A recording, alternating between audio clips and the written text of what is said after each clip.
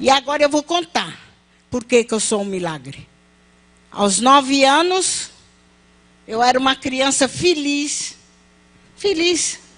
Embora fosse filha de mãe solteira, eu era uma criança feliz. Né? Mas ela era uma mulher muito nova, muito jovem quando teve a filha.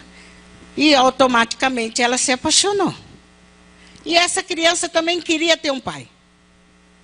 Só que ela casou rápido. E ele também era muito legal, eu gostava muito dele. Só que passou acho que 1 ano.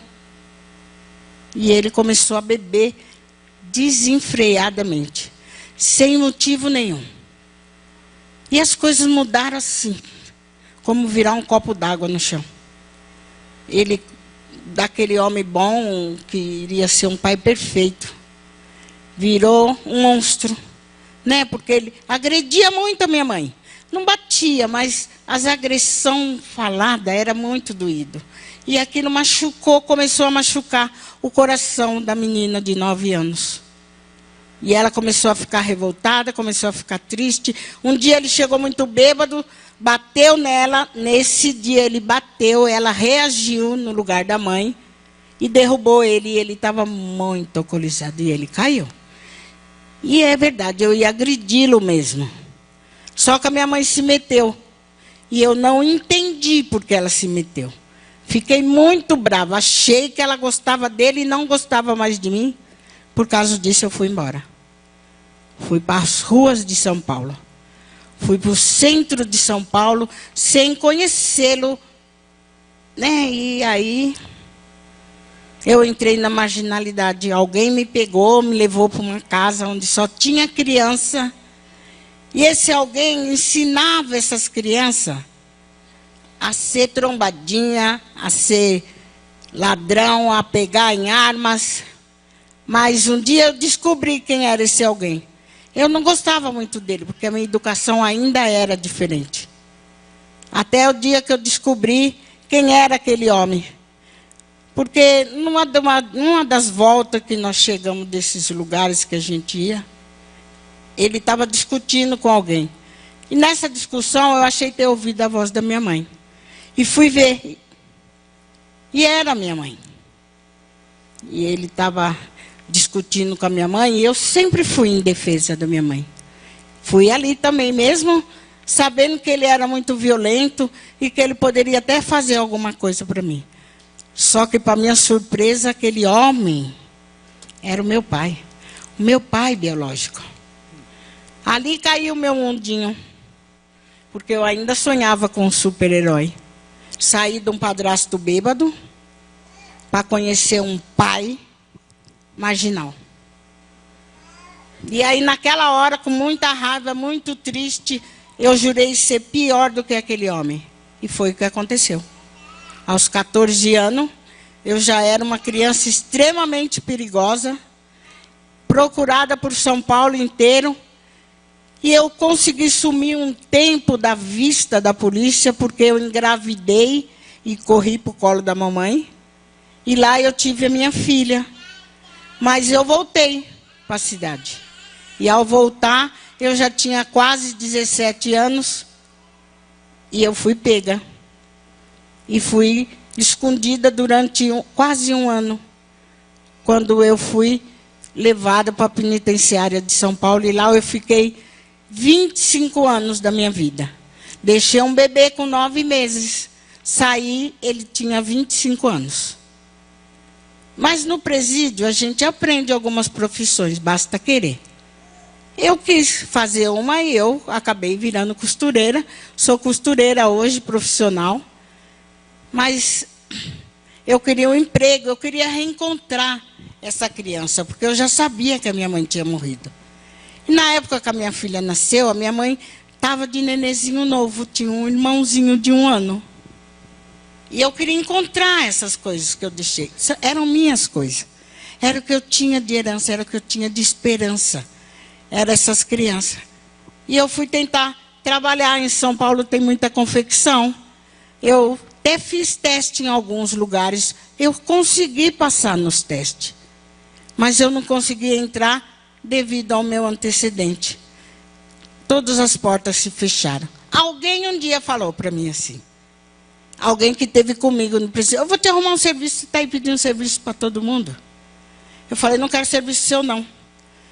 Ela, não, mas é um serviço legal. Eu falei, não quero não.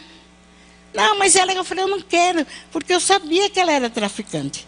Ela falou, mas não é comigo não. Se você vai para fora de São Paulo, você vai para uma fazenda. Quando ela falou numa fazenda, eu me enchi de alegria de novo, porque eu sabia fazer muitas coisas.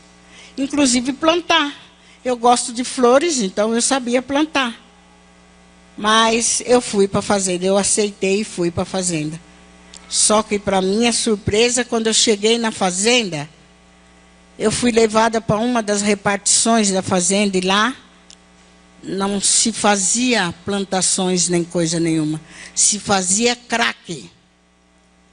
E ali eu fui aprender a fazer crack. Eu queria voltar. Como? Eu estava muito longe. Nem São Paulo eu conhecia mais direito, que dera ali. Como que eu ia voltar? Falei, o jeito é trabalhar. Fui trabalhar, porque eu queria realizar o sonho que eu vinha trazendo desde o presídio. E aí durante 3 meses, eu fiquei fazendo crack. E o crack é cozido. E você ingere. Não tem como. E eu continuei ali fazendo. Quando passou esses 3 meses, eles precisavam mandar essa droga para São Paulo. Ninguém queria trazer. É muito arriscado. Eu, como queria voltar, resolvi correr o risco e vim com a droga para São Paulo. E quando eu cheguei aqui em São Paulo, eu comecei a notar algumas coisas diferentes em mim. Dor de cabeça, dor no corpo, ficava irritada com nada. Reclamei para uma das pessoas. E eles falaram, você está viciada. Falei, imagina, eu nunca nem liguei para droga. Droga nenhuma consegue fazer nada comigo. Ele falou, então tá, vamos ver.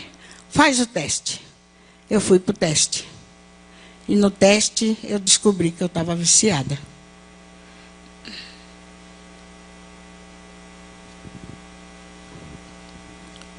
E eu fiquei muito triste. Porque, descobrindo que estava viciado, eu tinha acabado de perder toda a chance de reencontrar aqueles 2 jovens, né, 27, 28 anos.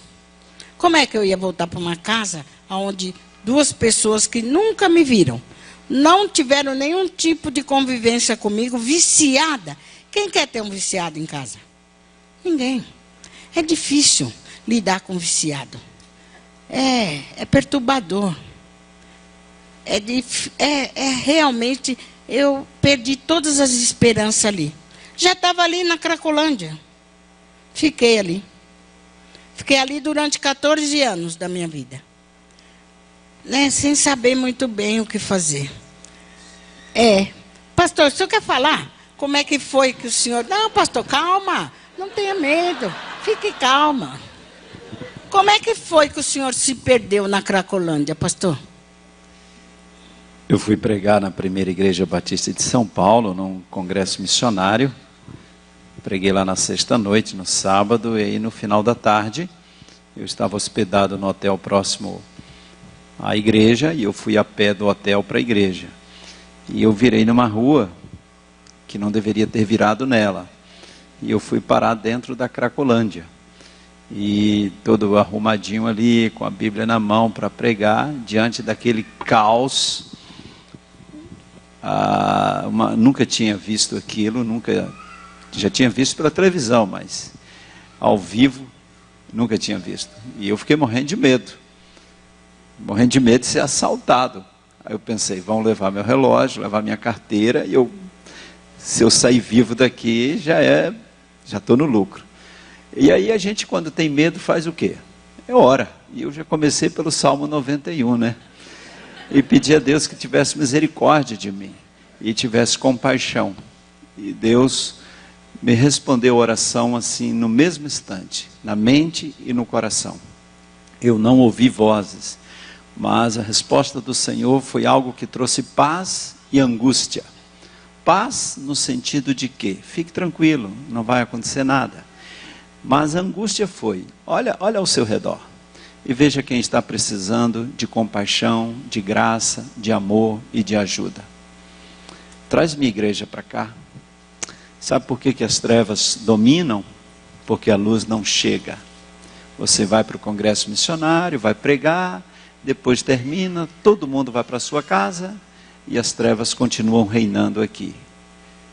Traga minha igreja para cá. Ali começa a semente da Cristolândia.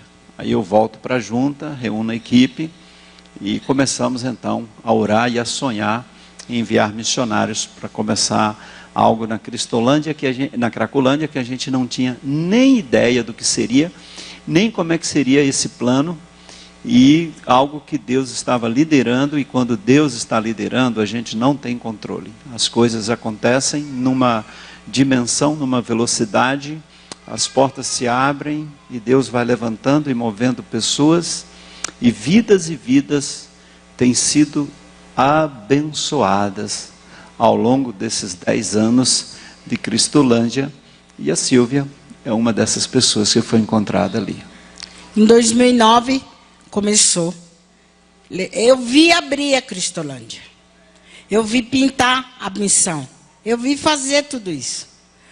Mas quando os amarelinhos entraram dentro da Cracolândia, que eles entravam cantando, fazendo um barulhão danado, eu corria para o buraco. Porque lá tem vários imóveis que eles fecharam por causa da Cracolândia. E nós fizemos buracos para a gente poder entrar. Então, quando eles entravam, quando os amarelinhos entravam, eu também entrava, mas dentro do buraco. Eu saía correndo, eles não conseguiam me abordar. De 2009 até 2012, eles não conseguiram chegar perto de mim. Mas, em 2012, teve a primeira transradical. E aí começou também a chegar os radicais. Mas entrou a primeira trans Cracolândia. E quando a trans entrou, eu vi alguém que eu conhecia muito bem. Muito bem mesmo. Como na sociedade, como em todo lugar, tem os humildes e os VIP. E esse alguém era VIP. Mesmo sendo viciado, ele era VIP. E ele pedia a droga dele por telefone, uma das pessoas que levava era eu. Então, eu conhecia ele muito bem. Ele era travesti. Quando eu o conheci, ele era travesti. E ele passou na frente da Transcracolândia. Eu estava dentro do buraco e eu vi. E eu fiquei olhando, eu não entendi muito bem. Como eu achei que eu estava muito dopada, esperei até o dia seguinte. No dia, eu fiquei aquele dia todo sem usar droga. Eu achei que eu estava... Foi assim, mexeu mesmo comigo. A ponto de eu ficar sem usar droga. E eu fiquei... No dia seguinte, a trans passou de novo, convidando. E eu estava fora do buraco aí. Fiquei esperando. Quando ele passou, eu fiquei de páreo a ele e fui com ele até a esquina.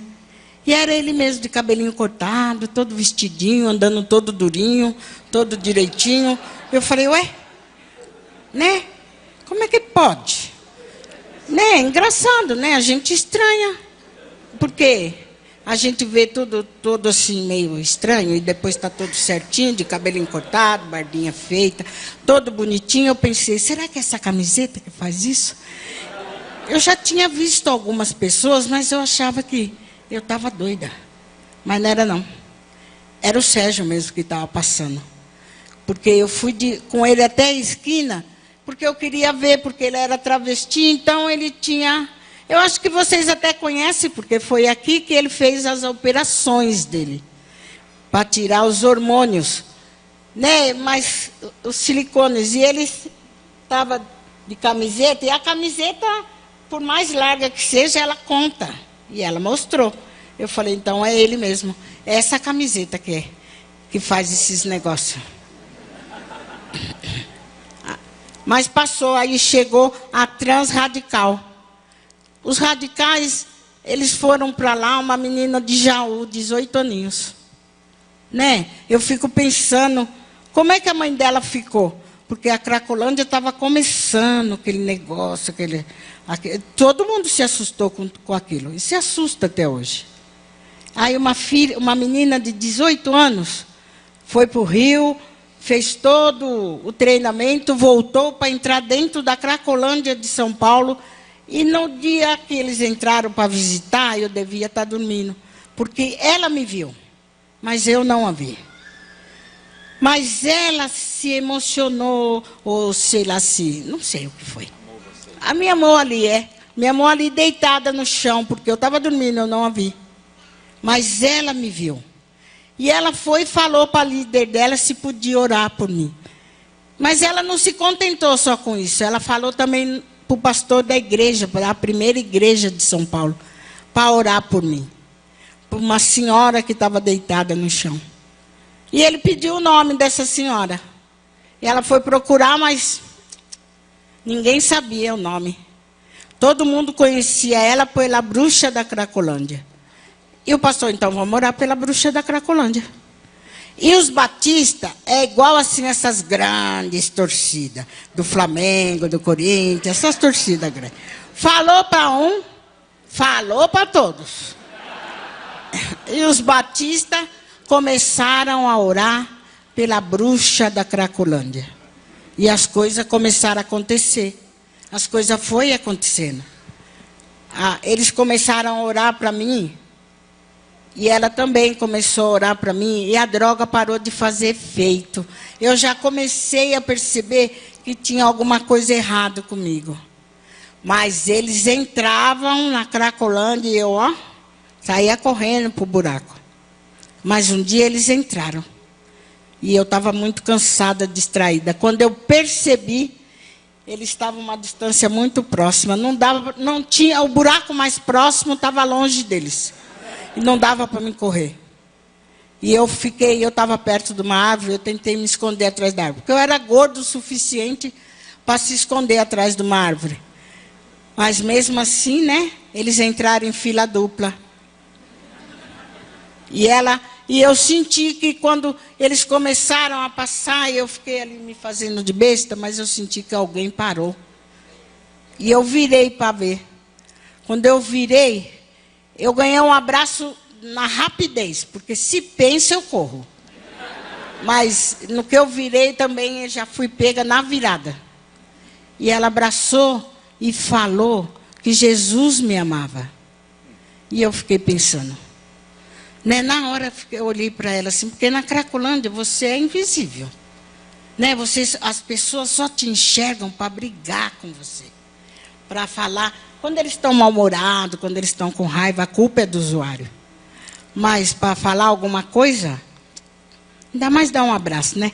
O susto foi tão grande que eu falei, a gente é que fuma, esses amarelinhos aí é que fica doido. Por quê? Eles abraçam. Abraça e diz que Jesus ama. E foi assim que ela começou a interagir comigo. Ela não desistiu de mim. Era uma jovem, 18 anos. Tem um monte de jovens aqui, né? Não desistam nem de vocês e nem de todos os projetos missionários que tem. Porque nós precisamos muito de vocês. A gente precisa desses abraços. Desses carinhos, dessa atenção, de pessoas que não desistem. A Fernanda não desistiu de mim, como Deus não desistiu de mim. E ela continuou indo, porque não foi nesse abraço que ela me levou. Ela não conseguiu me levar. Mas ela me contou muitas histórias daqui que continuou mexendo com o meu coração. E mexendo comigo. E eu continuei percebendo que quanto mais eu usava, menos acontecia, menos eu ficava dopada. Até que cessou de vez, porque um dia chegou uma droga nova lá. Que eu vi alguém que usou, que era tão forte quanto eu. E praticamente desmaiou com a droga. Eu falei, é essa que eu vou usar. E fui atrás dela. E comprei. E usei. E não aconteceu nada. E eu fiquei muito brava, eu quase bati no traficante. Mas naquela hora, passou um filme da minha vida. Por tantas coisas que eu passei. tomei um tiro no pulmão, né? Uma pedrada, quase morri. Passei por poucas e boas, e quase. E todas elas, Deus já estava comigo ali. Ele já estava me guardando, porque eu passei por muito menos, um monte de gente morreu. E eu passei por coisas seríssimas ali. E eu estou aqui hoje. Então, eu fiquei pensando, e naquela hora eu falei, eu lembrei desse Deus e perguntei para ele, quer o quê comigo? Fala para mim. Né? Você não deixa eu morrer, você não deixa eu achar minha família.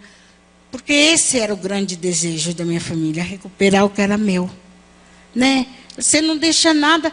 Quer alguma coisa comigo? Mostra para mim, fala para mim o que é. Ou então me mostra.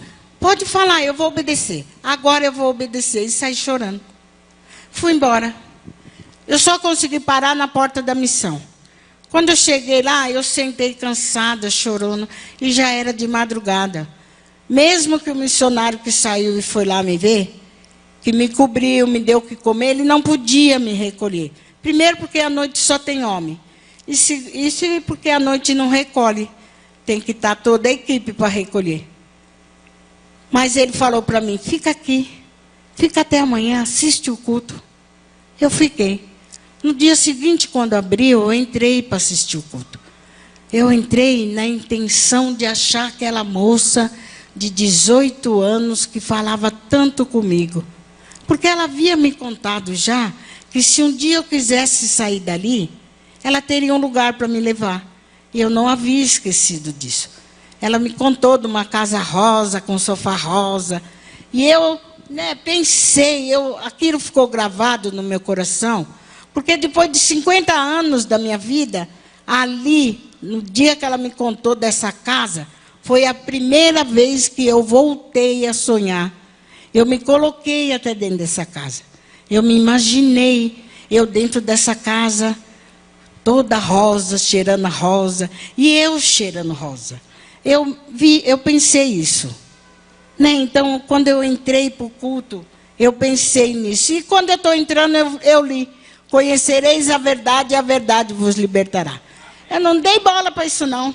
Eu não dei nem confiança. Eu entrei e sentei lá na primeira fila e fiquei.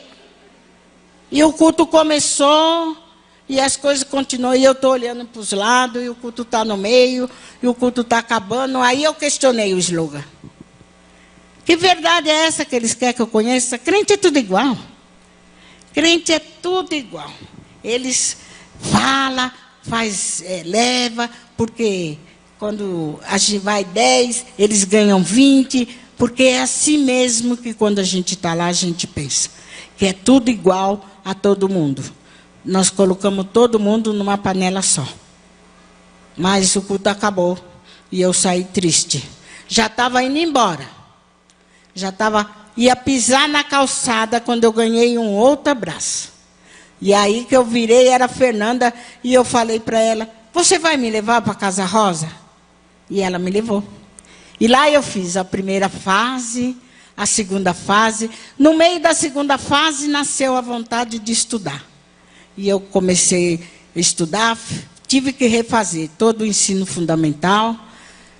E aí, já terminando o fundamental, nasceu a vontade de fazer pelas pessoas da Cracolândia ou de qualquer outro lugar o que estavam fazendo por mim.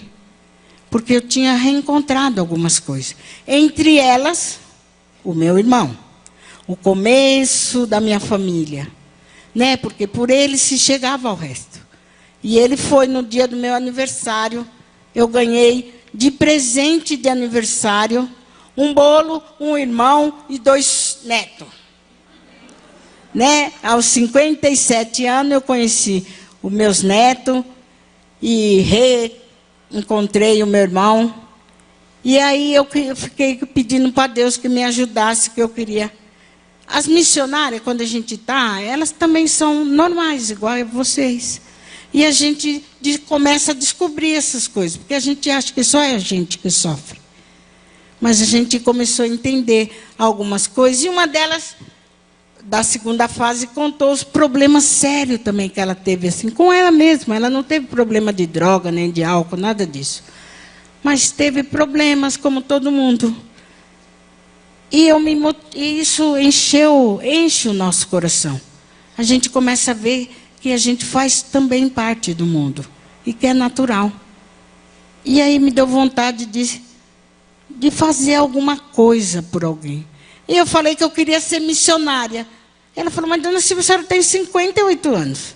É faculdade que tem que ser feita.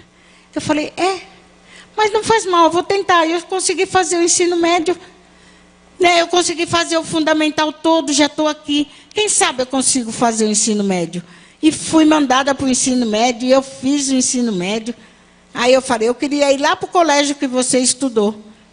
Dona Silvia, é faculdade. Eu falei, mas o que tem? De repente eu consigo. E eu estou lá. Estou lá no CIEM hoje.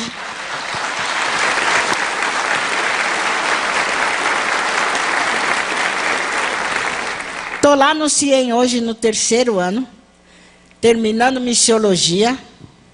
Para a glória de Deus, eu vou terminar isso. E vou pedir para o pastor que venha aqui. Eu vou pedir para o pastor que termine esse tempo aqui para mim. Mas antes disso, eu queria contar uma coisa. Nesse Natal, eu ganhei um grande presente de Deus.